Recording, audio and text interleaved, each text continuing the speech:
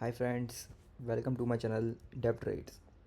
So in this video we are going to see why we should use state managements and why should not we use set state. And the state management we are going to use is GetX state management. So let me tell you first why we should avoid using set state. So I have this project ready for you guys here. Okay, so first let me remove the comments. So you can also use this trick to remove all your comments. Dot asterisk hash dot asterisk.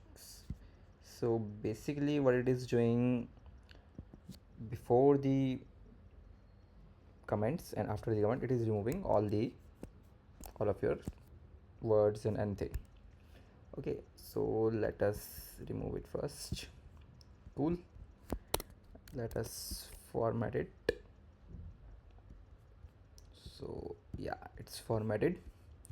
So as you can see, this is the initial project of Flutter.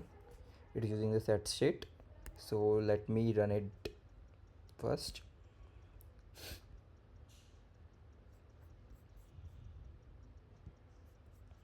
So I have this running. So as you can see, I have marked a breakpoint here.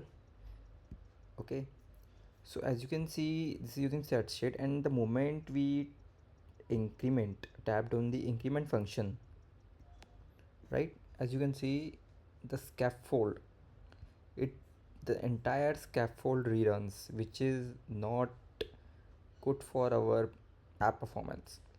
So that's why we should try to avoid set state, and I don't think any big project should use set state. You can use it if it is things, if it is a simple state management you want to use in a specific widget, there you can use it.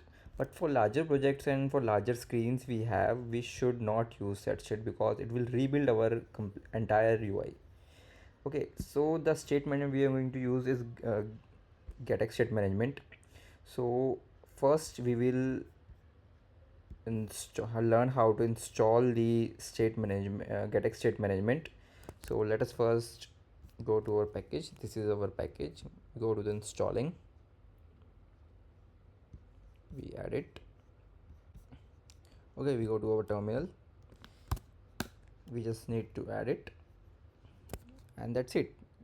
We have installed the GetX package in our project. Now the moment you install the GetX package, the first thing you should do, you should use GetMaterialApp.